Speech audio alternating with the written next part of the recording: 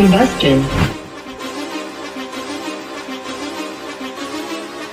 Whoa, whoa, whoa, whoa, whoa, whoa, whoa, whoa. Been running the game with my team making plays. Talking 80, my G's, 100 jewels in this place. Surrounded by dogs, keep the quarterback safe. I'm the one with the plans, they gon' do what I say. The game is not over, we don't celebrate in the end zone. We don't got no time in the wait. H-Town run down, we don't premeditate. We just go and get to it, we got them on skates. If the game go into overtime, kicking the overdrive, we gon' be first at the finish line. Play looking full, but I finish mine. Can I get second? We gon' line up like it's dinner time. We put in work till we get us a ring. Super Bowl season, we running the scene. H-Town the home of the realest that breathe. Keep your face down when you talk to the king.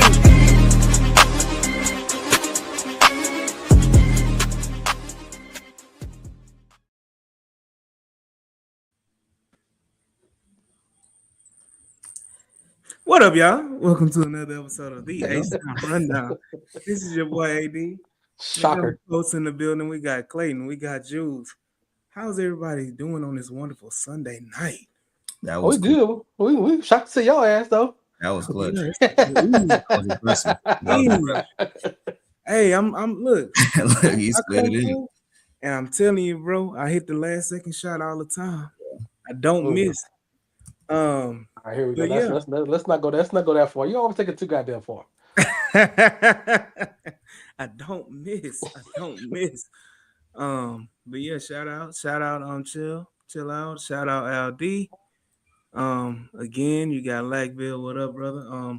Houston Texans. You know, we got a little delayed. Had some breaking news for the Houston Texans. They right before free agency.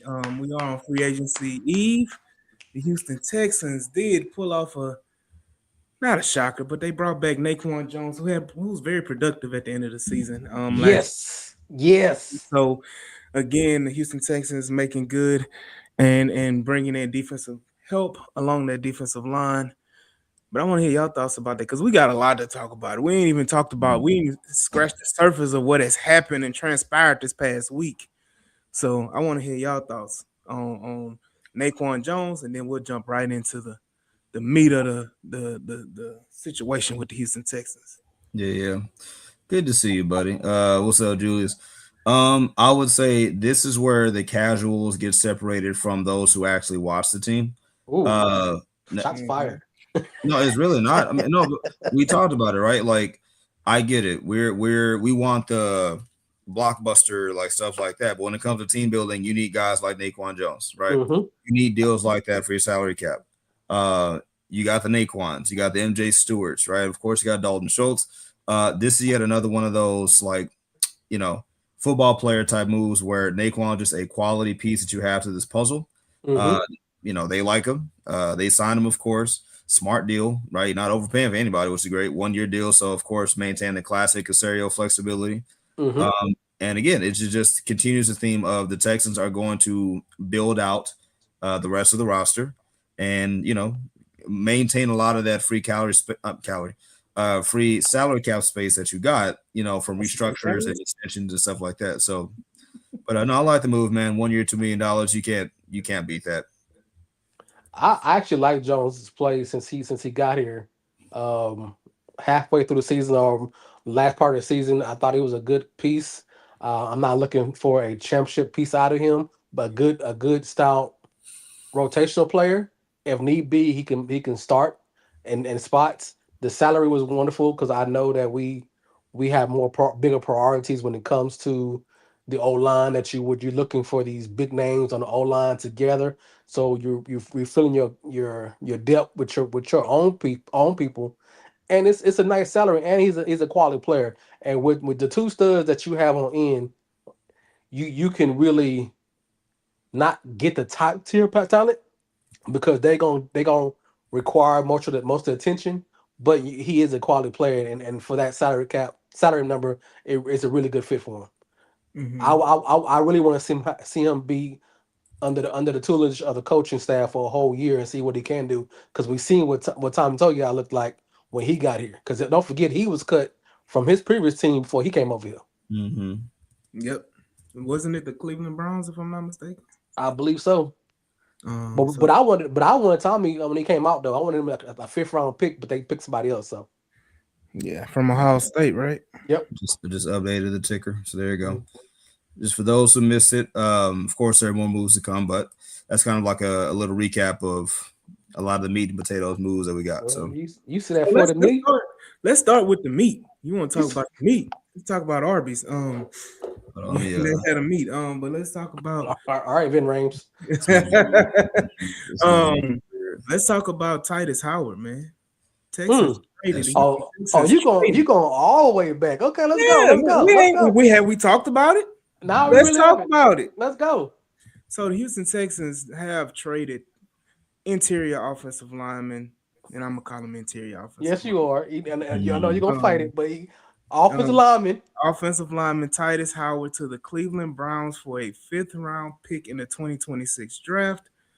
And in turn, the Houston Texans also, the same day, made a move to trade for good old David Montgomery from the Detroit Lions for a fourth round pick of this year's draft, a seventh round pick of this year's draft, and I'm sorry, of next year's draft, and then good old Juice Scruggs. So those were the ball droppers, two ball drops, pun intended. Pause. Pause. That happened. So you had those two moves happen, and it kind of started a flurry of moves where the Houston Texans made a move every single day this week. I think the next day you saw Dalton Schultz get an extension for 1 year, 12 million.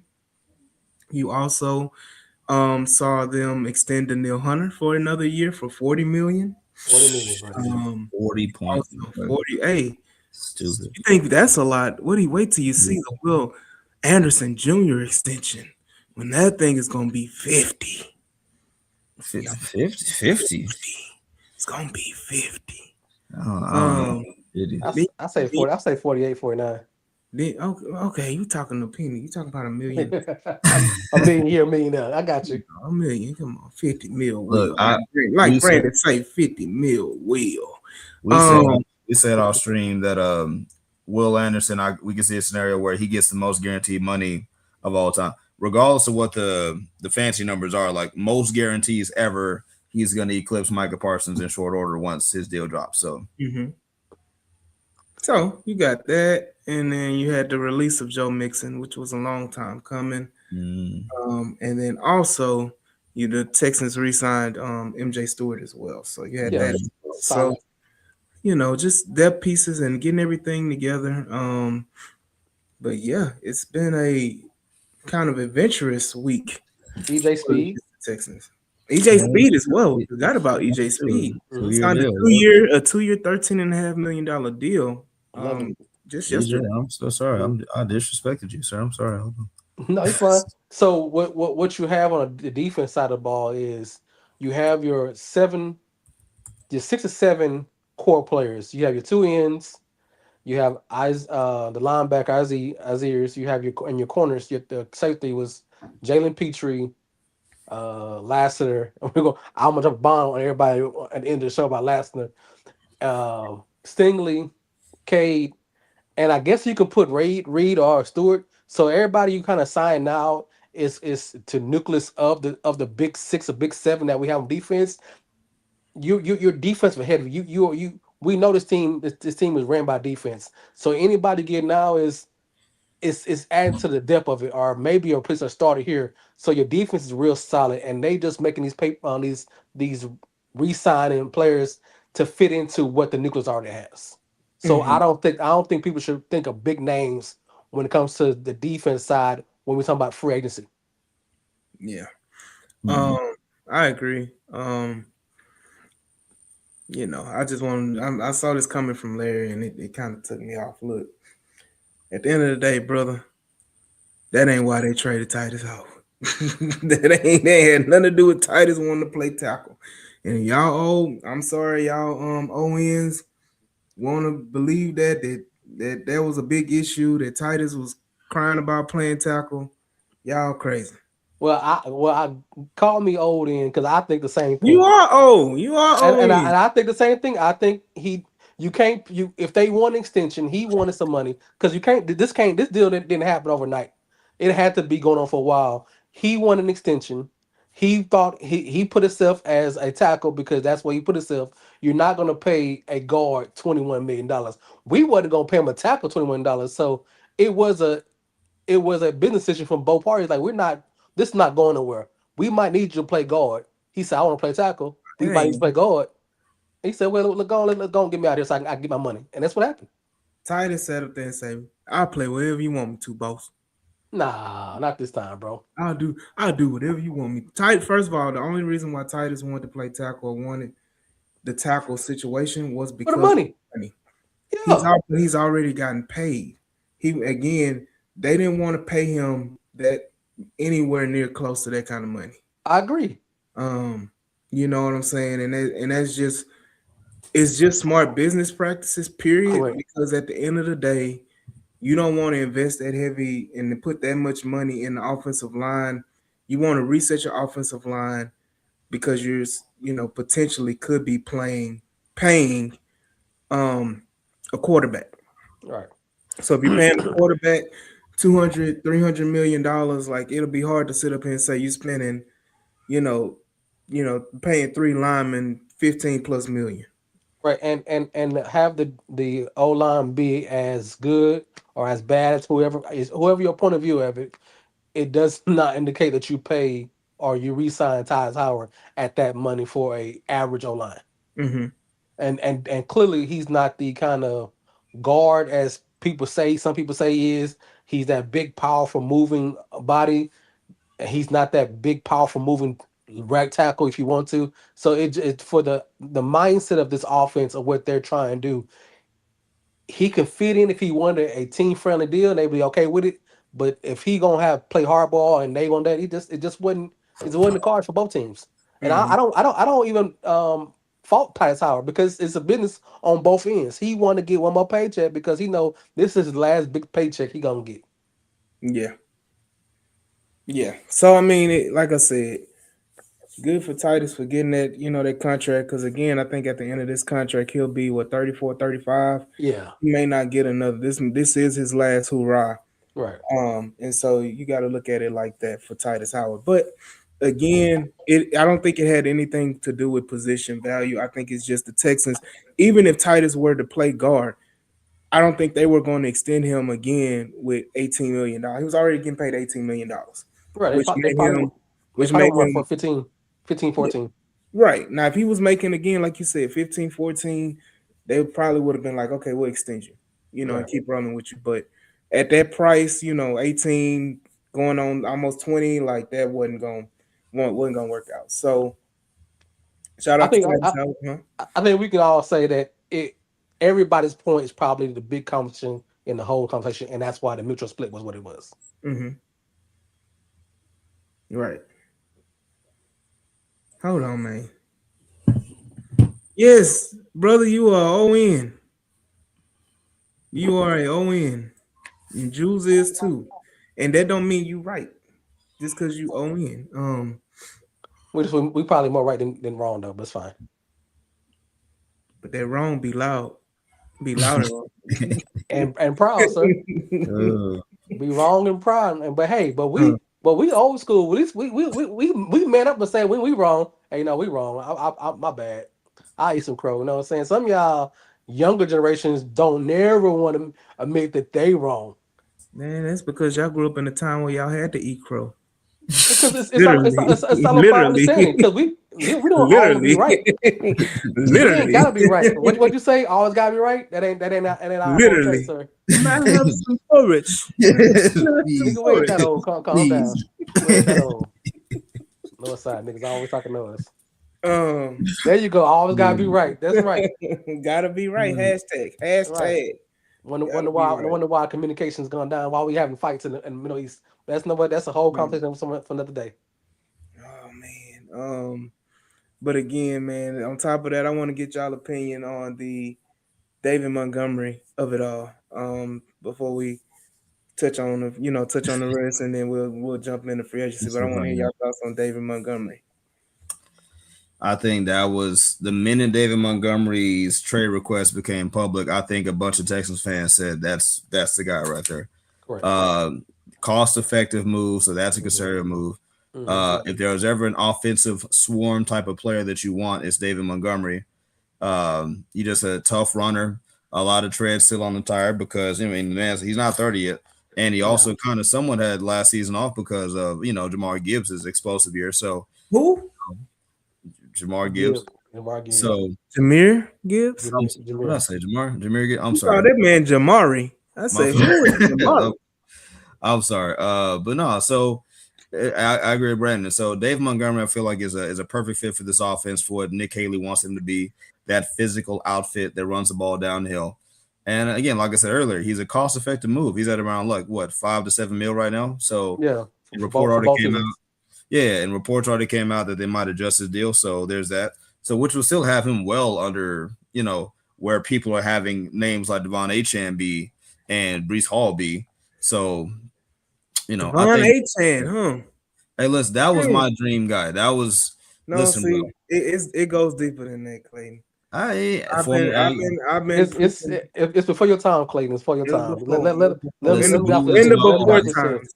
He went to my old high school, Thurgood Marshall alumni. So Okay. I saw that. I was like, oh, bring him home. Into You know, into the before times, I've been preaching Devon Achane, and I was garnered with so much disrespect and so much hate because I wanted Devon Achane. Oh, he's too small. He won't be able to play in the NFL. Oh, he went to that raggedy Texas A&M. He ain't no good. He ain't worth a second, third round pick. I don't even know why you even thinking about him. We don't need no Devon Achane. We don't need him. Even though he's fast and electric and can do a lot of things, can catch the ball out of the backfield and be an excellent back. We don't need none of that. He just because he went to Texas A&M, we don't want him.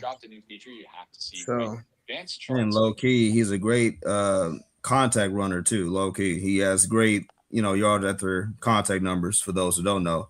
So he's not just a scat back, like he's an actual running back. He's a home run hitter every time he touches the football, which is why I was so disappointed when reports came out Miami's going to keep him. So so was what it was there. But we got Montgomery, happy to have him. And the trend of getting above 27-year-old running backs continues for the Texans. So, Hold on. so there you I want to play some for 80 real quick. mhm. Ain't nobody care about go. 2012, What about 2025, sir. That's Hey, old news. You want some it's wine just, with the cheese and what all that about stuff? them? You know what I'm hey saying? man. So, hold on. Let me talk about Mr. B. Hashtag. So we know you. We was on the same page. Some of us was on the same page about A Chain, but Dave Montgomery, he's what the Texans needed. He's what the identity of the old of offense and Nick Casario and what D'Amico Ryans want this offense to be. You can see the price tag for Walker is being reported 14, $15 million. That's not quite the kind of money Mm-mm. you're looking for somebody who's a running back by committee, because that's what he was for the whole season. And if you go to the stats, Zerbinay was getting like 12. I think he got 12 touchdowns all season, and he wasn't the one that was getting the most talking for Walker. So getting a bidding war for somebody who wasn't the main guy and kind of have some nagging injuries here and there, it's not a start. It's not a start business move. And then the whole trading for a trend, and I talked to AD about this before. He is actually getting into the atmosphere of Barkley type numbers because he has gotten better every year, and he's when they actually making the focal point this year, he's gotten 1,300 yards on a bad team, and they knew that he would run the ball because the quarterback couldn't really throw the ball.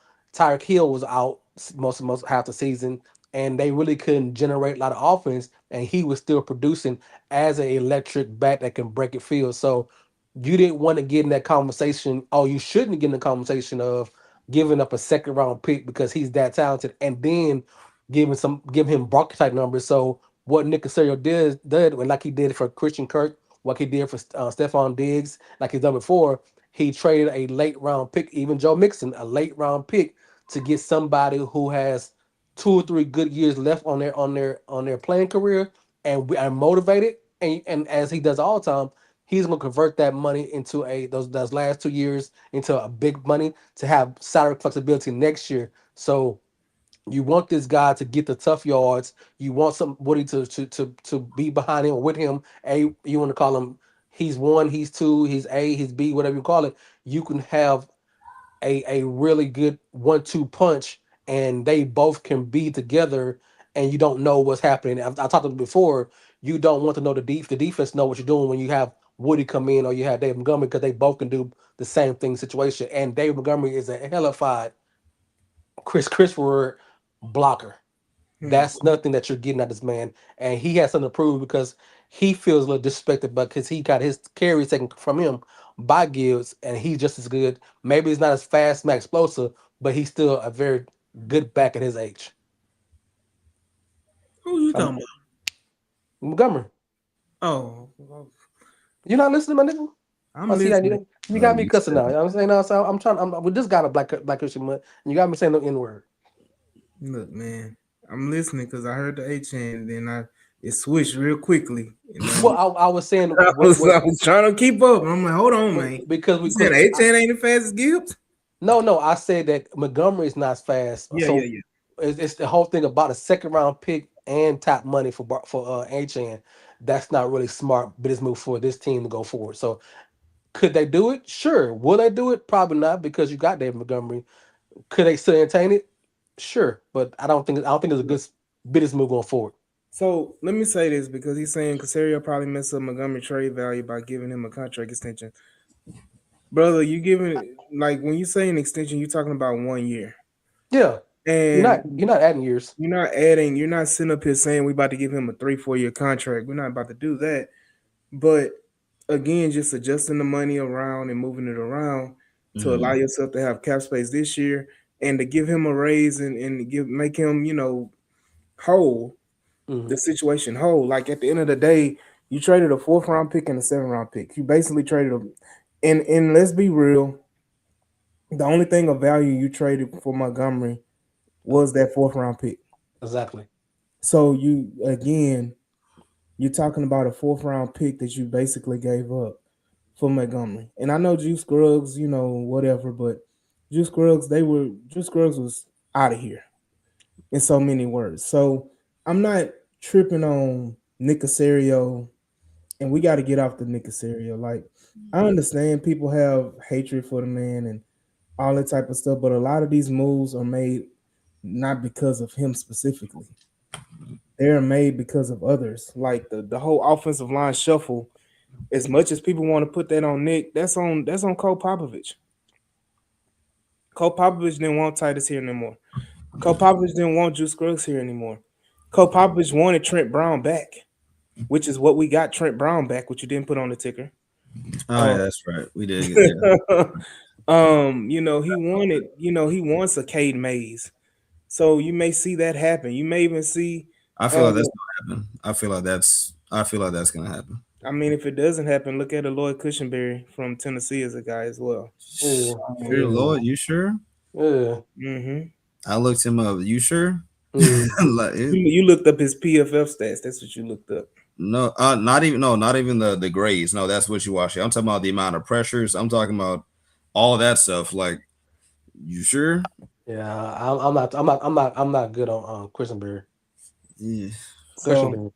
but again, like I said, it's different options that you have. You could have an Elton Jenkins that'll come out, may be cut soon, when the league year starts. So you have all these different options and potential. So, um, like I said, all of these different moves happen for a reason. So, and it's Hmm. not just because. And again, I think the Nick Caley wanted a certain type of back, um, more of a power back. Be So careful. Montgomery hates when people call him that. Be careful. that's why he called Knuckles. Like, He hates being called a power back, even though that's kind of man, what I he don't give a damn about what he want to be called. is. Your mama call you. Your mama name me Clay. I'ma call you Clay. Yeah.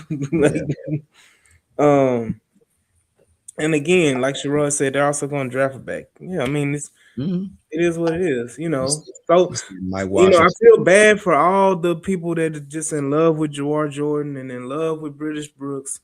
I hate to tell you, they're not jumping over the rookie we're gonna draft. Mike Washington to Houston. Make it happen. Yeah. Make it So happen. look, all of that, we can move on. Speaking of running backs, let's talk about the Joe Mixon of it all. This was a sign of what was bound to happen, which is why the Montgomery trade happened. is because Joe Mixon was on his way out of Houston. And they made it sound nice when they released him. Oh, Joe Mixon requested his release and the Texans abided it. No, this was the plan all along. They just wanted to make it seem like Joe Mixon was coming out on the right end of it. Again, Joe Mixon still has some health issues and some things he has to clean up, but good luck to Joe Mixon wherever he ends up, and he may be able to come around and produce somewhere else. But we know that it won't be for the Houston Texans anymore. Thank you for the great year of production that you gave us, Joe Mixon. But do y'all have any lasting thoughts about Joe Mixon before we move on to the other situations? One good year. That's all we can say. Thank Mm-hmm. you. Well, okay, let's put some respect, right? Like by the numbers, Joe Mixon did have the best individual season for a running back in Houston since Aaron Foster in 2014. He did do that. The first time a running back for the Texans had both double-digit touchdowns total and over 1,000 yards rushing. Like Lamar Miller did the yardage thing, and Carlos Hyde, shout out to Carlos. He got 1,000 yards, but Mixon's the first one in 10 years to do both. So that was that. And then lastly, I mean, it sucks because look, for me, he was the heartbeat and attitude of that offense last season. Not 2025, 2024. Like when he toted the mail, good things happened. He literally and figuratively carried you to so many wins and key spots. Heck, week 1 against the Colts, Joe Mixon shut that down. Heck, Mixon got you that touchdown to give you only a 1-point deficit against the Chiefs in the AFC divisional round. Like Joe Mixon, had he not got hip drop tackled, who knows? He might have had a 1,200, 1,300 yard season, and then this is a different conversation. So, but it just the way that the news even broke, mystery foot injury put on the NFI, just out for the season, really nebulous. As AD said, this was a long time coming. We knew it. And I just hate how on the tail end, Mixon definitely tried to control the narrative. I don't know if y'all recall, but when he kind of got in a little brief spat with Ian Rappaport, I think. Yep. When Ian basically said exactly what was going to happen, which is Mixon done for the season, and Joe was like, "Well, I guess you know more than me, huh?" Like blah blah, blah all this stuff. So, a lot of pettiness on the way out, but much credit to Joe. Thank him for his contributions. It is what it is. You hope he bounces back, but that foot is messed up, man, and we still don't have an answer for what happened and what the recovery timeline is. So I wouldn't be shocked if he messes around and misses a chunk of this next season too. Man, like I'm not being cold. Is the fact of the matter is you had a great season 2 years ago. You have a mystery injury. The Texans paid you for a whole season, even though you did not play. They didn't get any kind of money back for not playing. So and they did you a solid by not releasing you to make you look bad. You had to pardon the ways. So I mean, there is no great way to say goodbye. He did what he did. We don't know what happened, and we moved on. This just it. It's not a swan song, and we just have to move on because it's business. You can't be trusted to go on next year, and we can save 8 million, and we don't know what you're gonna come back to you, and we can't miss around fragrancy on a different back who can be who is healthy and they can do the same thing. It just is what it is. It's just business. This one, Yeah, another he person, he did to himself. and we. don't say he did it to himself, but he kind of did. He did. Well, Thank you. Aaron Wilson said he needed stem cells from overseas. I'm like, what stem cells? Aaron Wilson reported this after AD reported this. But that's what I'm saying. Like, I'm saying like But yeah, you called it long time ago. It's still not confirmed exactly what it is, and it doesn't help that Mixon has yet to speak out on it. So the thing about it is that you can't address it without opening a wormhole of, things that could, first of all, damage him and his career and future. Correct. And then also damage the Houston Texans. So it's almost like, if you damn if you do, damn if you don't. And he needs to take the high road and be a mature adult and just keep his mouth shut and keep moving. Don't say anything else about the situation. It was really bad combine week when they asked Casario again about it, and he said, "Yeah, I think he had a procedure during the offseason." I think, Like what? That's your starting running back who you're paying $10+ million. You think he has something done, and that lets you know that okay, yeah, no, whatever happened, the Texans were somewhere else, and mixing something else happened. There was lack of communication, and he did something, and that they didn't know about it. So they really, for real, they did him a solid by really think about it, bro. If this was like the 49ers or some other organization that really was known for outing you, heck, the Steelers, like. Can you imagine Mike Tomlin sitting on that kind of information? Can you imagine Kyle Shanahan like going up there every week answering for this dude? Like some other team with a lesser culture probably would have said something like, but Texans just don't do that. Look, Brandon said I think he and the team had a medical medical settlement with the provider, and that's why they can't say anything about it. Yeah, I mean, that's what I'm saying. Joe Mixon needs to be quiet. I'm gonna say this.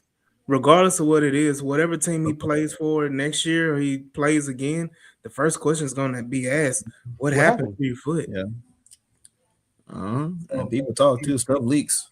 Right. It is what it is, but let's move on from we can talk about Joe Mixon all day, but we're not going to do that today. We'll talk about shifting gears, staying on offense. I'm so happy that this happened because it just delighted me that I could crush Clay's dreams. I knew it was going. I knew it was coming to. And so let's talk about the extension of Dalton Schultz, getting that good $12 million and ending the hope and belief that we get. Hey, man. Well, look, bro. I got nothing. Look, for all that don't know, yes, man. I've been on the Sadiq train. I've been on the Stowers train. I've cooled off as of late to the Max Clairs of the world and whatnot. Yeah, Max he a good player. Listen, I thank you. Put Brandon's up there since we're talking. Put Brandon back that most recent one. Yes, thank you. I think Dalton Schultz is your Mark Andrews, and now you need an Isaiah Likely. And no, that's not Brevin Jordan. It's Brevin Jordan. No, sir. No. I like Brevin Jordan. He cannot stay healthy, at least right now. And look, prove me wrong. I hope he does. I think he was a low-key big L of a miss not having his athleticism, for 2 years, right? Like when he took that, think about it. He took that 70+ yard touchdown against the Browns to the house in the playoffs. Schultz wasn't doing that. So that's why I was big on in an offense orchestrated by a whole tight ends coach, basically. And Schultz had a top 10 tight end season. What better way to really energize his offense than to have, boom, like a guy in there like that? And when that news came down, I was like, dang, like it's not bad because you secure basically a quality tight end and nothing else. But that assuredly means they're not going to go big game hunting at tight end. So it is what it is. Look, as long as they end the draft with a Max Clair, I'd even take a Michael Trigg. Like, I just want a different. Stowers might be there late enough. I don't know. You just want tight end, bro. I want some because this is no, it's not. I was about to say this is Schultz's final year. No, it's not. But you want to get a guy like I want playmakers. Hello, before you finish, Brevin Jordan fans remind me of Christian Harris fans. All they can say is about that 170-yard touchdown or one play here that he did in 2023. Agree. Okay, but what has he done since then? Why are we still holding on to Brevin Jordan and Christian Harris like they just this phenomenal situation? And hey, y'all know I was the biggest Christian Harris fan from the get-go, but when you can't prove you can't play and you can't go to the field and you are a healthy stretch, bro, we gotta move on. Brevin Jordan, we gotta move on from Brevin Jordan. Look, the people that are big fans of Brevin Jordan and Christian Harris, like you said, they talk about that one couple plays that they made, and they do all of that, are the same people that go and talk about, you remember back in my day, I had that one block in 1975 on this. He ended up being an NFL player back in high school. It'd be in 1989. I made the game saving tackle and we won the playoff game in high school, and they want to be remembered for that Right. for the rest of their life. And so those are the same people that are just the biggest fans of Brevin Jordan and a Christian Harris. Like, What well, if? he showed that one time, Yeah. But again, Christian Harris hasn't been healthy. Christian Harris hasn't been productive in 2 years. And then you go back to Brevin Jordan. Brevin Jordan hasn't seen the field in 2 years. Right. So like living on plays from the past, and again you're talking about health issues. Like you can't trust those guys, Right. and because I think shout out to Killer Cal, man, but Killer Cal, brought up a question, brought up Brevin Jordan not Brevin Jordan, brought up Christian Harris out the blue, and I'm like, nobody gives a damn about Christian Harris at this moment with the Houston Right. Texans. Um, like, why should a Texan fan care where Christian Harris plays? So Eddie, I'm gonna say two things. One, both plays for Christian Harris and Brevin Jordan, you can dissect that. D'Amico Ryans put Christian Harris in the perfect situation for the interception. Yes, he's fast and talented enough, but when your head coach can see something and you do something, that's a great move. But that does not indicate your whole NFL career. Brevin Jordan, that touchdown, it was at least two misplays and a misread by defense, and he had a straight line, and he's faster than a lot of people out here. So we got to stop having these great plays overshadow what they truly are, Mm-hmm. and move on. And as my second point is for Killer Cow, who brought up Christian Harris. If they re-sign Christian Harris, it should be more a question on the D'Amico Ryans and Matt Burke and why this cat didn't play damn near all season when he was a healthy scratch for 9 out of 17 games. So us even having this conversation would ask more questions about what happened 2 years ago, what happened last year, that he can't see the field. So why do you want to keep asking questions? So what happened? Any reporter would say, "Well, you signed Christian Harris back, but he was a hefty scratch all last year. What was going on? Has the injury come back, or what was his big injury?" Just like Joe Mixon, we don't know enough answers. So why are we having these conversations about Christian Harris when he's no one talking about resigning him? Hmm. Come on, Yeah, guys, we gotta stop living the past about one play here, three play here. We gotta move forward. We in the championship mode, and you see what Nick Osiro trying to do. You paying Terminator over there extension. You getting his big brother a 40 million compensation for 2 years. We talk about this next you two paid windows. EJ Speed. You paid EJ Speed to be your secondary linebacker, and you paying him right at $6.5 million, Man, we or right want at guys. $7 million. You should want guys on this team that you know that's going to war with. The going to trench was. I'll apologize because we're actually in real war. That you can count on every game. They're going to be here. Not guys. Oh, we got question marks. So I don't want to hear Christian Harris name anymore. But that's just me. I digress. Nobody wants to hear about Christian Harris. Nobody, I'm tired about Brevin Jordan. We should be past it, but Yeah.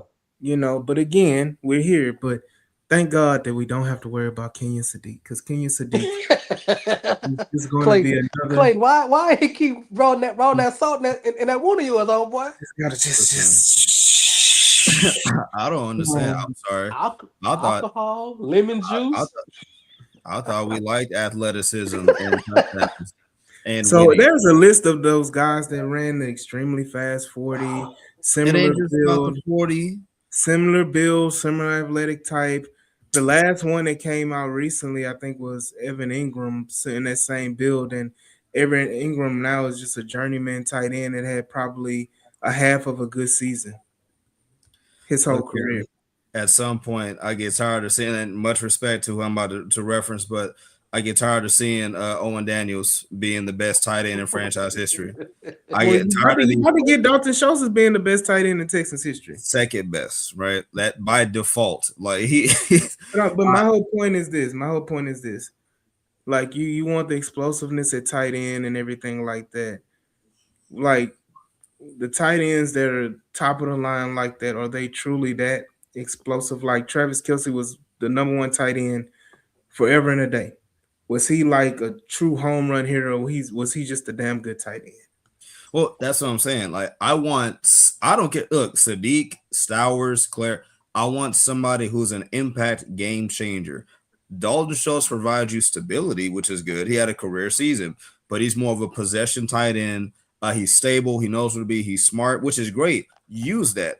But I want the Texans in 2026 to utilize the tight end position in a way that historically they never had before. Owen Daniels was your GOAT. Dalton Schultz is your 2, and then whomever else after that. They have an opportunity in a draft flushed with tight end prospects to at least take a shot on the guy, even if it's not Kenny Sadiq. I just want there to be intentionality to attack the position, and maximize every spot that you can. Like, Clay, I'm arguing with this point. I'm not arguing, but I'm telling you a point. Do you know the reason why Owen Daniels was the best tight end we had? shoot. Because we had an O line. We didn't have to have him blocking as a 7th or 6th person blocking and guarantee he had to block because we couldn't block. The O lines that he played against, them guys can play 5-on-5, sometimes 5-on-6 to give quarterbacks and running backs open gaps, so allows your Owen Daniels to get open and be a safety blanket when things broke because that gave the time the holes and the gap and the time span to throw around. Schultz is not a blocking guy. We already know that Schultz is not explosive, but Schultz can give you more when he gives to you if he's not asked to block 95% of the time because we can't hold up on blitzes.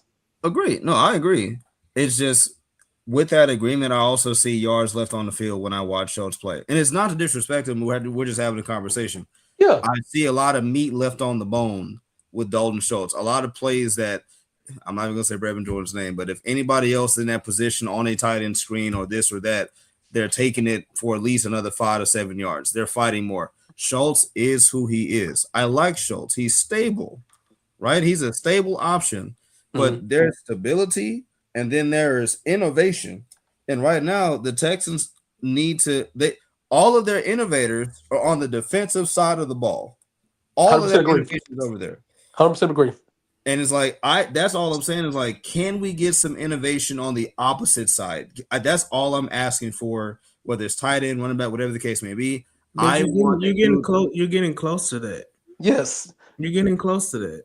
I'm gonna say 2 names that didn't have any kind of skill besides getting open and falling down. Jason Witten and Greg Olsen.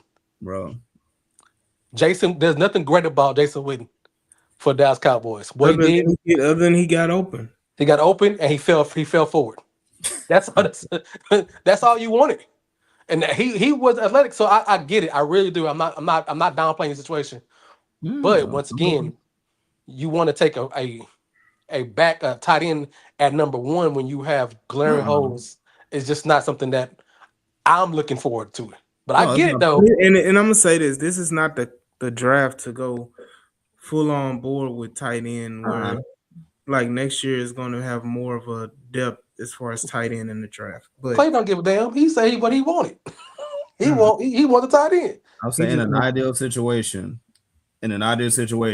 if the rest, like Jules said, if the rest of the team was solid and you didn't have all these needs, one of them first 4 picks could be a tight end, and I'd be fine. Most definitely. One of those 4. It ain't got to be 28. We run enough mocks. We've seen names still on the board. You can get you one. But I digress. Moving on. When it comes to the offensive line, you brought back Trent Brown. The idea of what the Texans, and then you trade Titus Howard, the idea of what the Texans are going to do on the offensive line is the biggest question mark going into free agency and the draft, and what the Texans are going to do. Because right now you can kind of basically say that the Texans have, 4 holes or 3 holes on the offensive line right now.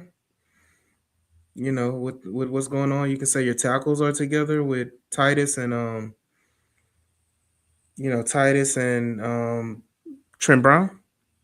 Mm-hmm. You got Ursary, Andrews, and Brown really Really 2.5, because we really don't know if Trent is going to be their starting right tackle or if he's just like depth slash spot starter. So we really don't know, Right.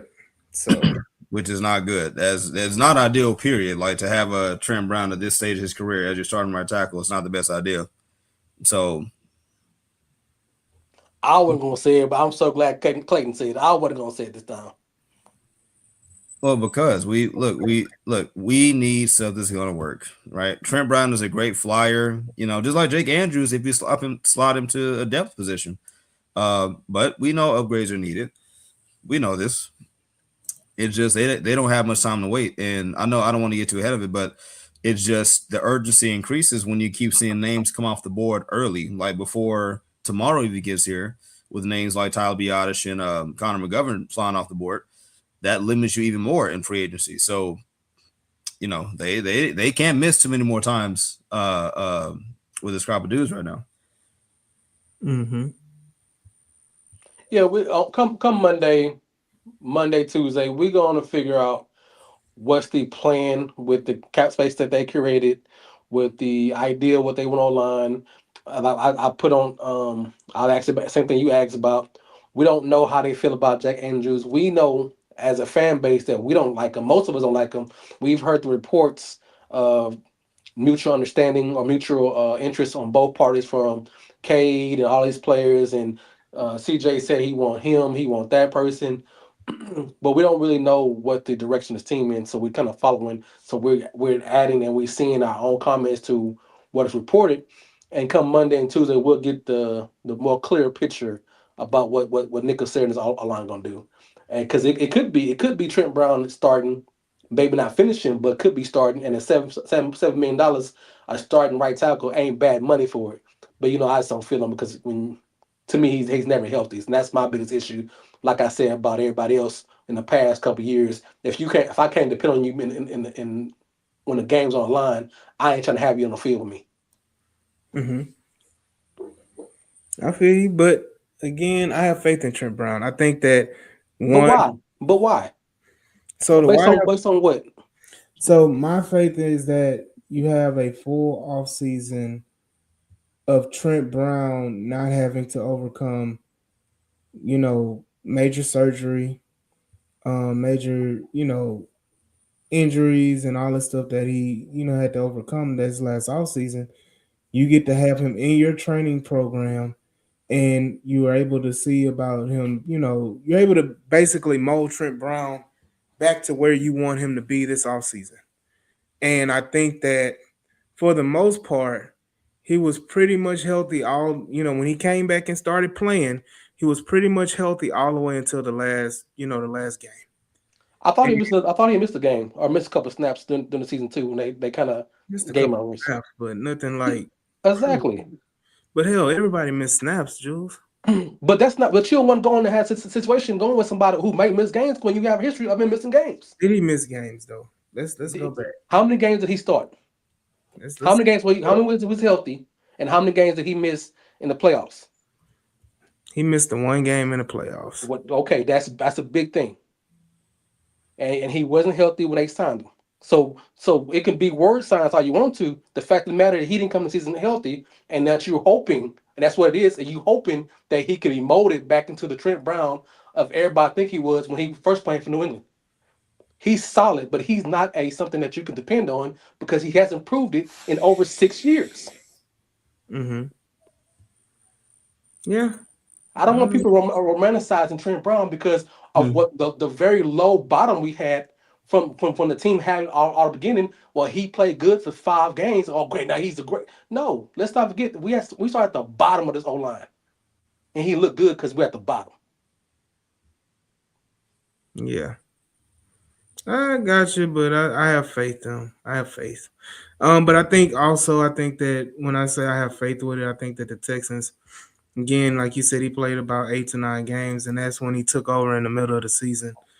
So he finished the season off with the Texans. But it's to me, I think that Trent Brown is, and you look at the 1 year contract. I think this is probably his swan song as far as playing. But I think it's the fact that you are drafting. It kind of insinuates you're going to draft a tackle. Correct. and which is fine, And so again, we had this conversation offline, Jules, and I made the statement. I'd rather have two different ways of thinking, and the way I want to think about it is that I'm drafting the player to develop to take over, rather than I'm drafting the player and I'm hesitant for him to take over. I'm waiting for him to take over. Um, and there go Larry Payton about backdooring about Trent Brown. Again, Trent Brown was productive, because my thing is, you would be right about Trent Brown if he was not productive at all. If he wasn't productive at all and he couldn't do anything, he couldn't play, then you can crap on him and do all that stuff about Trent Brown. But Trent Brown was very productive and probably was outside. He was your best tackle. So I was half right. One was he was decent. Second is, But a half right makes a wrong. so he was hurt, right? Was he not hurt the playoff game? He was hurt. Ain't that one of my biggest? But wasn't that my biggest thing, that you can't trust him to be healthy the whole year? Correct? Not. You can't have both ways. You can. No, you can't. It's called having your cake and eating it too. And that's what you're doing. Now you ain't being real about it. Let's be real about it. But look, I'm gonna go back to what Rodney Bryce said. He said maybe we can draft a right tackle and let Trent groom. And my exact thoughts about it. Yeah, that's a good mindset to have. Again, you can have guys late in the draft like a Cronover from A&M or a Bell from Miami, who are a similar build. Trent Brown, who are 6'7", 6'8", 6'9" guys, 350, 60 pounds, that are very, very similar mold, athletic, but similar mold to Trent Brown, where those guys can look at Trent Brown and say, if I can, play like him, I'll be okay. Mm-hmm. And I don't even think about Proctor. Proctor's a whole nother, situation. But if you draft Proctor has to play right away. You can't sit Proctor. No, he got to get in shape. Yeah. And then Lump says Nico was hurt too. We don't want to talk about Nico. Ooh, we don't want to talk about that. That's why Nico about to be gone. # he gone. And I can't wait for that bomb to drop. I'm gonna be popping up like Stephen A with the cowboy hat and a cigar. Yeah, I know they brought him in, Brandon, but that doesn't mean that it's a guarantee they're gonna draft him. You're gonna see a lot of players that they're gonna bring in. I can't wait till they bring in Master Tackle. When they bring in Master Tackle, you're gonna say, oh, they brought him in, that's who they're gonna draft now. So we'll only make about $4 million if he plays 9 games. Right. I mean, nobody's tripping on it. I just like that it's some stability in it, is that you have the guarantee of, like, when he does play, he's going to play decent to well. Mm-hmm. He's not like Trent, like the way that the conversation was approached is that Trent Brown is a liability even when he's on the field. And that's not the case. So that's the point I'm trying to, get at. So that's where we're at with that. Mm-hmm. So, we can move on. Mm-hmm. I tried not to talk about Trent Brown, but y'all would have brought Trent Brown into some conversation. Mm-hmm. I have my bones sometimes. I don't let him go. But I get a man credit. He played well. Look, Trent Brown, he was one of the starters when we were on that win streak. So he wasn't a bum. He had his hand in the success of the team. So like AD said, stability is good. Stability is always good. And Nick Caserio is always thinking about the future, flexibility, and all this stuff. So I don't believe Trent Brown is going to be your 17, 18 game starting right tackle. I don't think so. And if he is, hopefully it's because he's dominant. So we just don't know. That's the thing. Like, Super Bowls aren't won in the offseason, right? Like, we're talking about this now on March 8th. Yeah. Like, what we're talking about. Yeah. I mean, hey, What's the next topic? Because I know y'all hate me for. So there is a little breaking news. The Raiders are trading for Teron Johnson for a 6th or 7th round pick Good from the call. Buffalo Bills. The cornerback. That's I'm sorry, crazy. a pick swap, a 6th, 7th round pick swap. Yeah. He's about to Mhm. get cut though. Tron Johnson, right? Yeah, and they got him. Yeah. But Yeah. a That's little weird. news, little That's news. weird. That's kind of weird. So I'm gonna go ahead and let's jump right into it because we're almost an hour in. Let's go ahead and jump right into it. What are you guys expecting, or what do you would like to see in free agency? The first few days from the Houston Texans. Go ahead, Clayton. I think for me, don't be shocked if you see Nick Casario put on his cape from 2021, tie that thing up, and sign about 2 to 3 linemen in day one of the legal tampering period. Um, I think he's gonna go Wyatt Teller. I think tomorrow's gonna end with Mays, Teller, and ooh, Mays, Teller, and was it Zeiler still out there? Regardless, I think he's gonna hit center, guard, guard. I think that's going to be what's happening tomorrow, specifically Mays and Teller. I think that's going to be, and I think it's not going to take long. I think as soon as tampering hits, I think the Texans going to be in front of the line, and that'll set the tone. So that's what I got. For me, I don't know. I don't know what to expect because, like I said earlier, I don't know how they feel about Jack Andrews. He has friends in the building already. His play wasn't great, but it wasn't bad. Do they want to do 3 to 4 new O linemen? I already know. I don't. I just want to see what's the first move they make, and it may not be the. And of course, Nick Sir might re-sign somebody small, but then the second wave he does a high end free agent. That's what he normally does sometimes. So I just want to see the direction of this team. I don't really have any expectations of who I want to see because I don't know what Cole Popovich really wants as an O line and to get this better, but I know it's more focus, more pressure on everybody O line. So I just want to see who's the first O line they pick, and that will gives me more indication of what they're going for down the road. I bet you it's going to be Teller. I bet you. I bet you I Teller's think going to be the first one. I could see Taylor because he'll probably get a 2 year deal, nice size money, and if they want to move on, and if Tyler Lindbaum and Mays are not signed out the first day, it's because it's probably a bidding war for both of them since the centers are going off the market at a good rate, and there's not a lot of good centers in the first place. It could be like I said, a bidding war.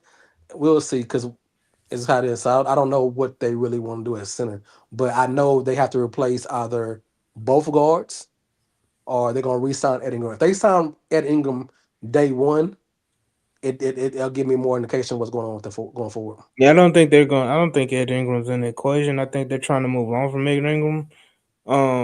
That's just me personally. I'm waiting for a couple more names to drop, and I mentioned it earlier. Elton Jenkins, Mhm. from the Packers. If he gets cut, that's a guy that I'm intrigued by. That, especially if you miss out on a K Mays, but he's a guy that I would definitely want to bring in, and he also gives you that position flexibility. That playing guard, he's good at guard and center, so you can kind of move him around. But I'm hesitant on Wyatt Teller. Like, I mean, this is my thing: is that everybody wants the name, Yeah. and by the time you get the name ain't the same. I.e., Houston Rockets. Bars. Kevin, the Rockets have been, and I'm going basketball as a reference, so y'all just follow me. The Houston Rockets have always been name chasing as far as players when it comes to building their team and going after players. And every time they get the star player, it's always a player either past their prime or you get them too late in the game. You go back to the Rockets have had Carmelo Anthony, they've had Chris Paul, they have Kevin Durant now. They've had Dwight Howard. The old Clyde Drexler was old when they got him. So like all of these players, like you can go all the way down the history of Houston Rockets, where you sit up here and you get the player with the name, and it just ain't the same. So yes, Wyatt Teller has been a wish list for Texan fans for the last like 4 or 5 years. Don't let this be the situation where you finally get the name and he's not the guy. Right. Mhm. And you sit up here and you spend all this money, and now you sit up here talking about you got to cut him next year. Hmm. You know, so and he's older. So it's like, what are you really going to sign him for? So like you have people that are in love with Wyatt Teller, and it's because of the name. But I would say Scottie Pippen's another one. You know what I'm saying? That the Rockets had. But I will say this. If Cleveland Browns needs offensive linemen, right? The Cleveland Browns need offensive linemen. Why would they let go a good to great offensive lineman? If he's that if Wyatt Teller is the solution, why would the Cleveland Browns let him go? If he's the solution, that's always my thought process is that the Cleveland Browns, they're rebuilding, but at the end of the day, why do the Cleveland Browns want to get rid of good offensive line and a good offensive lineman when offensive line is at a premium in the NFL period right now? Well, that's like asking why the New York Jets do anything that they do, right? Like it just my thinking, my retort is it's a stupid one, but it's applicable because they're the Browns and the Browns do Browns things. It wouldn't shock me at all, even if the Texans don't get Wyatt Teller, if he goes off and still has like a quality season at least, may not be all pro, but a quality season. That's the Browns being the Browns. You But know, ain't that what the people say about the Texans? The Texans So trade away good offensive linemen, you know they need offensive linemen.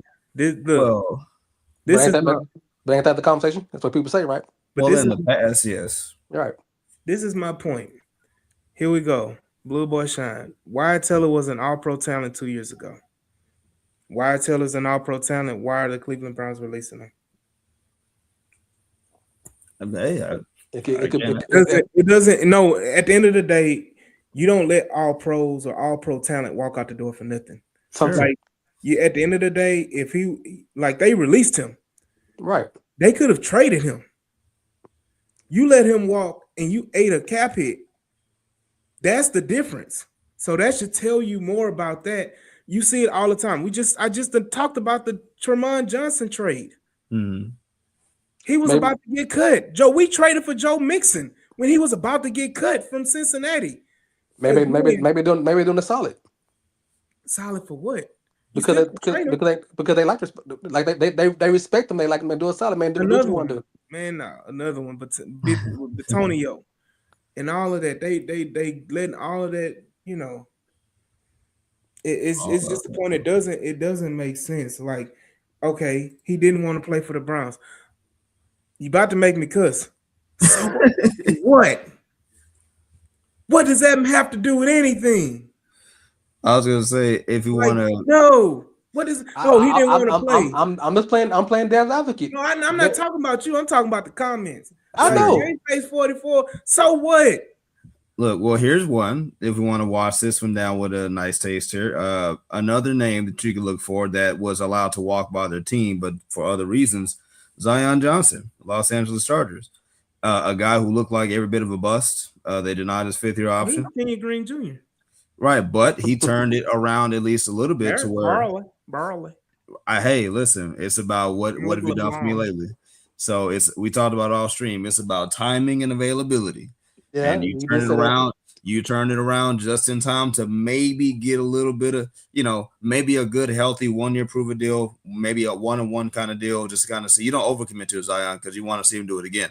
But he is another player that, because of circumstances, he was allowed to walk, and the team was right at the time to do it. But now it's like, that shucks. He actually kind of got a little bit better. He's in the same mode as what Ed Ingram was last year. Exactly. Ready for him. So, but what you always say, man. But they come over here, but Carl Popovich, he might turn back. I'm not against bringing in the Zion Johnson. I'm just saying the situation of like that's like them not picking up the 5th-year option was their fault. Like, right. You know what I mean? They were right to do it at the time. Like they were right at the time. But I'm saying like the Chargers letting him go at the that was his contract was up. They didn't get the 5th-year option. They let him go. So it's just the point. Like I understand, Mike. Whatever. I hate to break it to you, brother, but that's about 65% of the NFL right now still talking about their offensive line. Everybody's talking about their offensive line right now. Name me a team that really is like 100% confident that they're not talking about their offensive line.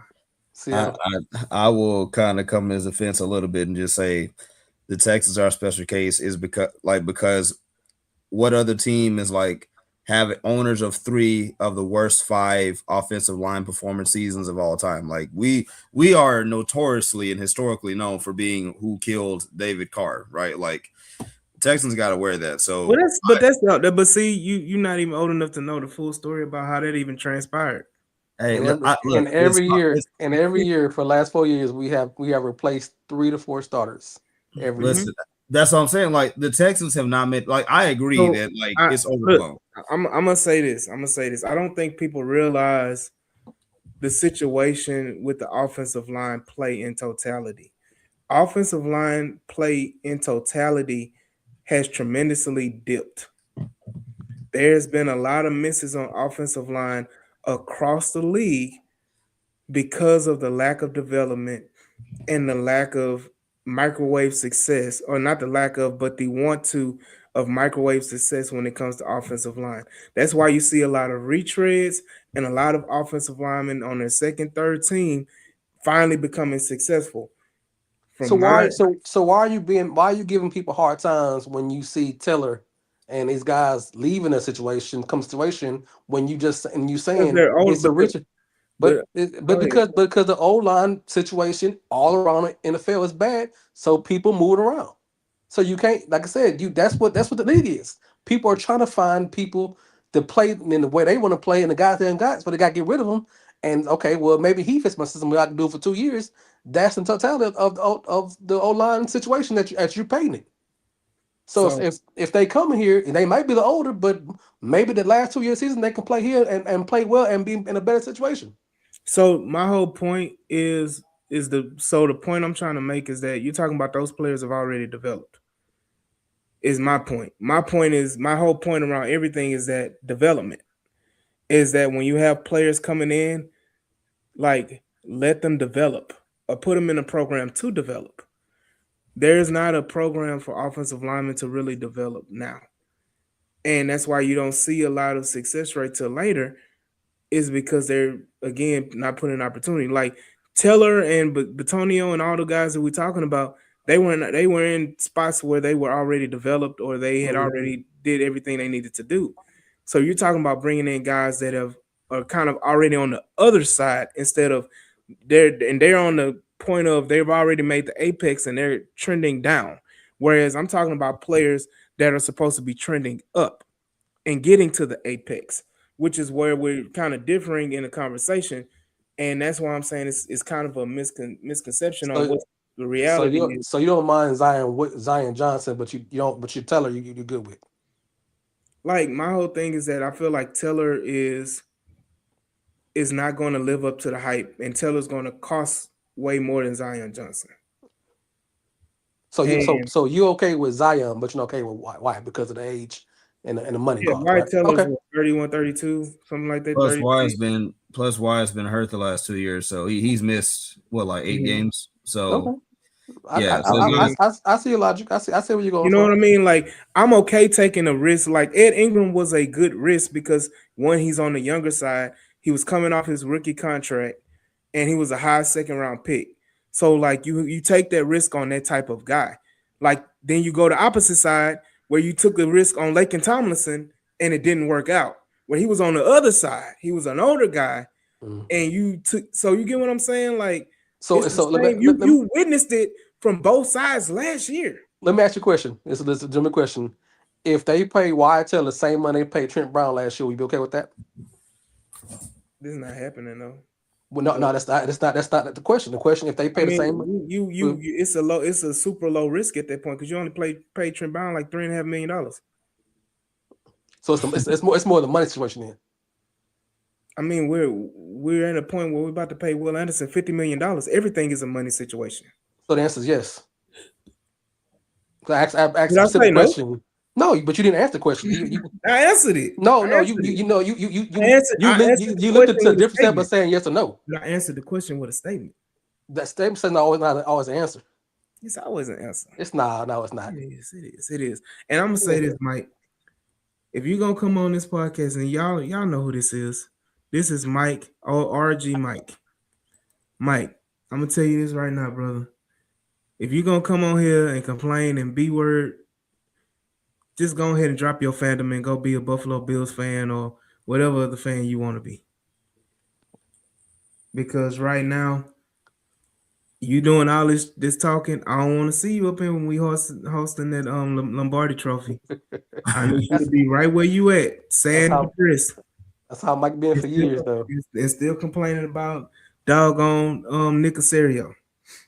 So Mm-mm. again, I look at it like this: is that again, this is a good point. Signing good offensive linemen is not exclusive to the Texans. I mean, it is what it is. Like nobody is sitting up here signing good offensive linemen. Dalton Rice, everybody was hype on Dalton Reisner, right? When he was a Yeah, free agent. Texas Mhm. fans was like, we need to sign him, we need to sign him. Dalton Reisner has had like a so-so career, and he just re-signed, I think, with the Bengals. Was it right. the Bengals for The like Bengals, for $3 million? right. Like, you know what I mean? Like the whole it's just the whole point of like, again, give me a younger guy that's trying to figure it out rather than an older guy trying to get his last hurrah. Which is true. Okay, so It's AD, just so go ahead, go Clint. nah. I'll keep it brief. Nah, I think just a part of the frustration is like we just you said earlier, like getting closer, right? We see talent on this football team. You have all pros and pro bowlers just littered throughout the defense, right? You have some quality piece on the offensive side of the ball. It's just Casario's biggest wart specifically is building an O line. AD, you said it. When I first kind of got on, you said Casario had what 4 or 5 years to get like what'd you say like to draft like one guard, something like that. You said, uh, Okay. and he couldn't do that, right? That was the thing at the time. So now we're back here again. So it's not just the fact that the league is going through it; it's that Casario specifically, and it's not just that he's had trouble doing it. He has bristled at anybody who would even suggest the notion that he drafted O line, that he specifically targeted the O line, right? Like he bristles at it. So it's not just the circumstance. It's just an avalanche of distrust that Casario does not have with his fan base until he shows he can build an O line like here, dang, like money on the table, boom, top 10 O line, let's go.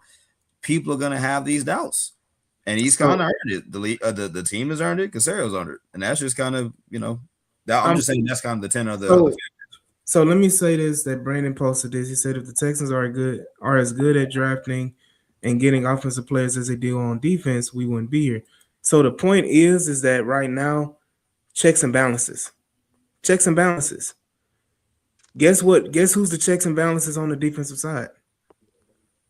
D'Amico Yeah, Ryans. we know. So I mean, We know. As I said before, again, you have two head coaches and arguably four defensive coordinators on our defense side of the ball. yeah. So again, there's checks and balances. Like you haven't had checks and balances on the offensive side of football. So you don't have anybody to run stuff by or to kind of give you like the seal of approval. And I think you're starting to have that now.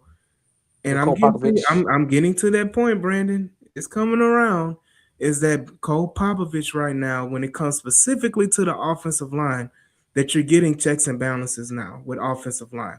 You look at it now that he brought in Trent Brown, he brought in Ed Ingram, he brought in. ooh, Um, you give that man a lot of credit. I'm not giving the credit to doggone Nick Cole, Casario. that's what I'm saying. You give him Cole Popovich a lot of credit. I'm giving him the credit because I said it when we brought all these players in. What did I say when we brought all these players in? It was for a reason. It wasn't to, oh, let's fix it this year with these guys. You have to start from the ground up when it I, comes to everything when you building a team, when you building a foundation, you have to start from the ground up. And right now, at that point in time, the offensive line's room's mentality was nowhere where it needed to be. And so you had to bring in guys with the right mentality, even if they weren't the best of the best. And you have to make shift and make something happen. And that's what he did with the Trent Browns, with the Laken Tomlinsons, with the Ed Ingrams, with the Jake Andrews of the world. You reshape that offensive line and you change the mentality. And yet we about to go in the offseason changing more people. No, but you're not changing the mentality.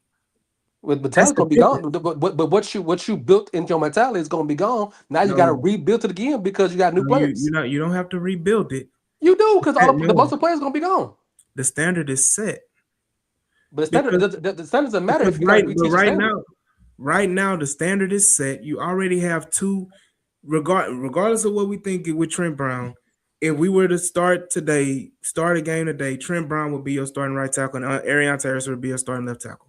Mm-hmm. And Jack Andrews will be your again, but he's part of the mentality. But you want to move on from him. But you personally don't like my whole point. Listen to me. Kelvin Sampson, when he came to the hold on, I'm pulling it out. Come on, you got to wrap the point up because we got stuff to talk about still. What else we got? We ain't nothing to talk about. You ain't answered the question about what you expect from Monday. Because you reacted to everybody else what everybody else say. Offensive line. But okay, that's it. That's it. That ain't more. That's no. You're not really giving us the fan base nothing. You're just like O-line. I mean O-line, but first of all, we don't know who's going to be available. Yes, correct. Yes. I've always preached Cade Mays. I've been preaching Cade Mays. People that watch the H-Town Rundown know my point. Who I want. I've said it. And I've said it earlier in this episode. Who I would prefer. So my answer has already been given. I'm just giving clarity about Cole Popovich and my faith in Cole Popovich. You have a lot. I feel like you have, when it comes to certain things, especially offensive line, you have to set a standard. There was too much BS and him being trumped by whatever that man name is, whatever is the old man, Saucer. Yeah, Chris Saucer. Him, whatever his name is, get him out of here. He kept getting trumped, and so now you're in the point now they got rid of Laremy Tunsil, who arguably was a cancer. Personality-wise, he wasn't good for building up, mentoring off other offensive linemen, younger offensive linemen. I say it again, there has never been a guard that has been great next to Laremy Tunsil. Never. So Laremy Tunsil is not a positive influence outside of, hey, man, I'll tell you how to go get your bag. But I can't help you out there to be consistent. You just got to have it in you. So that, like Laremy Tunsil does not present the right mindset when it comes to the offensive line. And yes, Titus Howard is another one. Titus Howard, he changed, but Titus Howard could have been greater than what he was. Again, the mentality is set that it's a no BS. They want nasty, grimy, tough, rugged offensive linemen. That's who they want. That's the mentality that he set, and that's the expectation that you have now. So if you draft it or whatever, these are the guys that you're going to bring into the building with that same mentality. So if Cole probably said he wanted Taylor, you be okay with that? Gotta roll with it. Okay. Just want to make sure we're on the same page. Gotta roll with it. And when he crashed and burned, then I'll be on Cole Popovich's ass. I mean, it is what it is. That's how it works. That's how this works, right? And I think that's the perfect way to segue out of this, which is whatever the Texans are going to do, they're going to do it. Just say it with your chest when you do it, and if it fails, you better own it. That's all. And that's it. Because he has yet to own it. Just own it at this point now. Just Casario. There we go. That's the truth. That's why you hate him, because he never waved like he did anything wrong. Look, at this point, I speak for a lot of fans when I say people are just sick of the shtick of I'm smarter than you. Right. And they just want to see you commit to a move and stand on it. That's it. If you think this is the way to go, then stand on it and make it work. Right. To quote the famous philosopher, mama, this ain't enough. Make it enough. That's what it is. Make it enough. Whatever it is, just Nick Casario got I'm the smartest man in the world, and CJ got I got the greatest faith in the world. Neither one have any kind of ability. Oh my goodness. I'm gonna say this, man. Nick Casario is a typical white man in America. Oh, I'm a word salad Yeah, my oh way out no, of any and every situation. we about to get canceled again. I mean, it is what it We, is. Is we that, dodged the bullet tell on me what a lie is. we all look right. we AD we dodged the bullet on CJ and not having men in his life at the barbershop. Yeah, there you Like go. Hey, we dodged the don't bullet. don't circle it back because I'll pull No, it no, no, out. no. Let's We're pull no, it no, no, back. no. Look. There Hey, was some NFL news that happened last couple days that are just big news. Yeah, the Kansas City Chiefs traded their the cornerback to the Rams. That's more And he just got paid. right. So I'm gonna say something before we go because Clayton already know I'm going with the situation. Max Crosby, which I give Trent Brown. He handled him when they played against the Raiders. That went well, but he goes to the Ravens. That's a win now move, and you can see teams are trying to give up draft picks to get players and their contracts to win now, and it's good to see because you like to see NFL coaches and GMs trade away their first round picks for veteran players because you want to see some of these players move around and be in better situations, and you want teams to understand that if you coach well and you have good players and you have a good organization, your first round picks are valuable, but you can always reclaim. And I like seeing the movement of veteran players, and we still got maybe two good players that may be traded. AJ Brown and I know Jalen Carter was names have been put up. I don't know if they really gonna trade him because they just signed Jordan Davis to a big deal in Yeah, but Philadelphia. They saying Jalen Carter may get traded. That's why I said Jalen Carter because Jordan Davis got the big contract. mhm. I think he's the highest paid D tackle of all time. And this Mhm. this and this is my last segue, and I know it gonna hurt some of y'all feelings, but it is what it is. The price of doing business. Trent McDuffie got traded on it's going his fourth year, right? No, fifth. Oh yeah, fourth year, huh? Yeah, because he was a second round pick, correct? Mm-hmm. Mhm. Yeah, So so this time next year, we're gonna be having the same conversation when we trade away Lassiter, somebody else for draft picks. The same situation. I think Stingler will get traded for Lester. you watch your mouth. You watch your mouth. I've already made peace with Lassiter maybe being out of the door. You so will Mark watch. You for will watch your mouth. so for Hey, everyone listening and everyone who's going to listen in future races, you can mark this day down right now.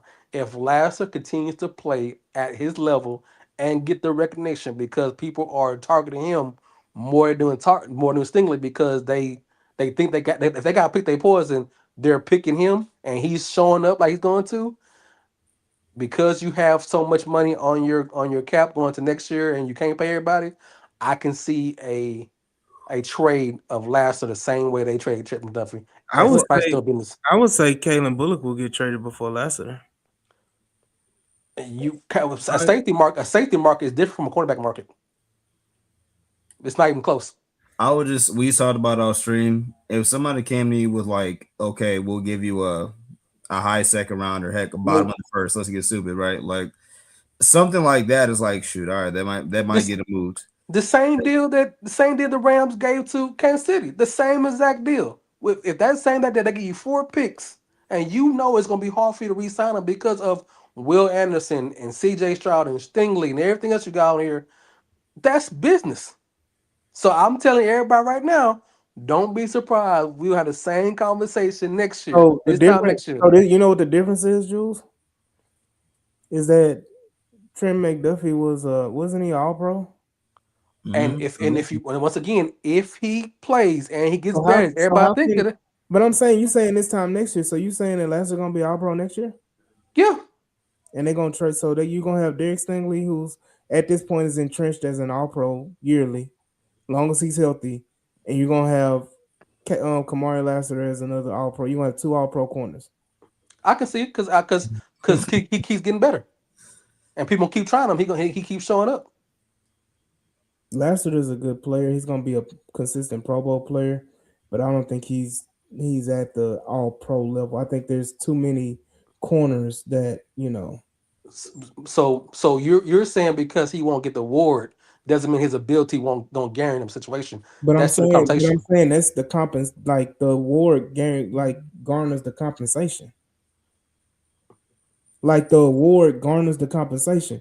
Okay, Well, that's true, but at the they same time, not really because right. if I'm his agent, Sauce Gardner got traded for freaking 2 first-round picks because he was a 2-time All-Pro. oh no, I'm not disagreeing. I'm saying like, okay, that's a good conversation to start the conversation with. But if I'm pulling numbers and if my client is right there as a You don't facsimile, care too, about that man in I got negotiation. you. Yes, they do, AD. Hold on, Yes, they hold on. do. No, So, well, They do, AD. first thing, You just first now thing you're they just being gonna say, argumentative. You're argumentative. If he continues to play and he's at that Pro Bowl look, level, if my he's client's going to get numbers, paid big money. You might not like it because you like Lassiter, no, I but mean, if his play, I don't but mind. hold on, No, let me finish. Let me finish. If he plays the way he plays and he wants an extension, the Texans may not be able to afford him, and he get traded for a good package. why wouldn't they? Okay, so I'm gonna ask you this: why wouldn't they? So first thing first, CJ Stroud of it all is going to determine what you're going to do. That's So, fine, but so that's not my CJ, that's not my but you again, once that AD, debunks, but you're that changing debunks it. your whole argument because if No, CJ it does Stroud goes, not because you I don't want to guarantee hear the no, conversation. no. This is the thing. Because you like Lassiter over Sid Stringley. So you trying to now you trying to pivot to No, get the who got said more I like conversation. Lassiter over Stingley? But you just you said it. You said No, you rather trade to Stingley. no, no. I said he said don't be surprised if Stingley gets traded. don't be Because you surprised rather if because Stingley. we had this off third. You rather keep Lassiter. Don't do that, No, AD. Because you say he's more D'Amico Ryan's guy. no, I You don't. can shake your head. You can shake your head all you want to him, boy. We ain't having revenge history. And bottom line is this is my take before we go. Oh, I'm telling Texan fans, don't be surprised if that conversation comes up. Okay, and I say don't be surprised if Darius Stingley gets traded before Lassiter gets traded. Because you rather have Lassiter. No, it's not. It's not. It's just that you've already paid Stingley.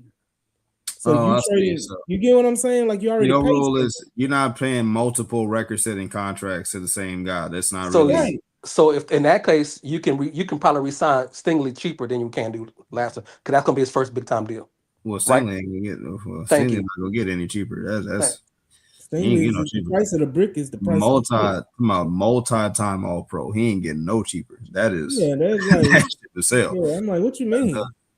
Okay. Um, that's it right there. So I mean, but at the end of the day, like it's a lot of things. I think once again, Nico Collins gets traded before any of that happens too. Well, that's look. I want to jump on the CJ Stroud thing before we get too far away from that. That's narratively going to be the next thing for Stroud. Let's say if he gets a contract extension and people start connecting dots and saying because you did X with CJ, we lost out on player X, player Y. Even if the plan all along was to move them, people are going to associate you signed CJ and you cost us Lester or you cost us Stingley or you cost us Nico and blah blah blah blah. That's it goes back to the pressure on this team is only going to mount because these Right. moves are mattering more and Right. more. So whatever you do, you better get it right because at some point the success needs to happen. And when Mm-hmm. you face it, like no one's gonna question Will Anderson. Not a single person is gonna be mad because you paid Will, therefore I couldn't pay this person. Nope. You're gonna pay CJ, and that's gonna cost you a few good players potentially. And if CJ does not win, if Casario does not build this team up, it is going to get real ugly in Houston. And I agree with that. it's going to be real ugly. So again, that's one of those like, especially if it's Stingley, it narratively is going to be a problem. So, but now to kind of switch to Nico Collins thing, yeah, I forgot who mentioned it, but we've been saying it. Somebody it's been percolated a bit throughout the fan base. Nico Collins is one more multi-game, injury away from some real conversations, probably magnifying if they're not already Yeah, happening. it should have been magnified. Nico Collins. I'm gonna say this, man. Nico Collins is. I would say at this point, to give the most value, you should trade Nico Collins this offseason. Well, And his contract I is know it coming. hurts a lot of people's hearts and everything like that. But at the end of the day, Nico Collins is a good player. Hell, he could be a great player at times. But Nico Collins is again the same issue you've had with Trent Brown and all the stuff and other players that you had. You got to use that same logic with Nico. Don't get excited about Nico because he's Nico Collins and he's made the Pro Bowl and he had 1,000-yard season in the last 3 years. and you don't want to get rid of him. Hell, Michael Pittman was 1,000-yard receiver, and they paid him, and look Mm-hmm. where he's at now. Sure, Alex, the boy from Colts. CMC. No, you talking about Alec Pierce? Alex Pierce is about to be one of the highest paid receivers 30 million. It's just for Josina He, Anderson just reported he won 30 million. for no reason. he is out of Indianapolis. That's done. As far as Collins goes, he look what's helping him, and I said this on X. What's helping Nico narratively is that he has one of the objectively best receiver contracts in football for that price tag. Like that's helped him. If he was getting paid like $5 to $10 million more, absolutely, people would already be saying that kind of same thing. And my last point on it, I'll shut up and give it back to y'all on Nico. What hurts Nico also narratively is the fact that, availability, best ability against the 49ers, I want to say week 8, that was the best game Stroud played arguably all season on offense. This man had his highest yardage output, the most efficiency, highest passer rating. Like that offense was humming. Braxton Berrios looked good. Jalen Noel was getting some touches. Like the offense looked great without Nico being there. Am I saying that you can project it over 17 games? No. But when you see it at least once, it's like in basketball. Sometimes a shooter just needs to see a shot go in once for them to say, okay, cool, shoot it again. So they've already seen what it looks like. And again, they've had to play multiple playoff games and regular season games without Nico. And you got Nico Jr. in-house already and Jaden Higgins. So depending on what you can get for Nico Collins, it might end up happening. It will suck from a sentimental standpoint. But I think that goes back into Nico, Davis Mills, players like that belong to an era that is far, that is gone now, right? Where now you're trying to move into Super Bowl territory. And just like KD to the Rockets, when you drop a real Hall of Famer or a real winner in a situation, you kind of see everything else for what it is. And just like you got KD and a bunch of nobody else with the Texans, like who are your champions? That's your defense. And then compared to who? And that's where all this comes from. Nico may not be that guy, and therefore you have to act accordingly. And this is what separates championship winning organizations from the organizations who are just happy to be there. The Texans have historically been a franchise who's been happy to be there, holding on for way too long, while the Eagles and the Chiefs make those hard decisions that keep them winning every single year. That's where this team needs to go. And moving Nico Collins and heck, maybe even a Stingley or Lassiter when it comes down to it, that's going to put them in an echelon of teams that says, hey, listen, we want a championship. We don't care about your feelings. To quote AD, we want to win. I think we done hurt a lot of people's feelings instead of I think we're gonna shut this pack cut down. Trade Nico Collins, trading Stingley, trade Lassiter. I don't think our fan base can take it. And in the words of the great Ronald Isley, frankly, my dear, I don't give a damn. But we here and we getting ready for free agency, so we will join y'all as this week is gonna be a hectic, crazy, wild, and crazy week. It's gonna be a fun one, and we get to see what the Houston Texans are gonna do and what they're gonna do to build this team up and continue to strive as a continuing playoff contender and potentially Super Bowl contender as well. So want to shout out my co-host Clayton, want to shout out Jules and everybody in the chat that's been going crazy as well. Thank y'all. Internet's going nuts. Hey, they came out of Lizzo. Shout out to everybody. We appreciate it. And we will see y'all on the next episode, man. Peace.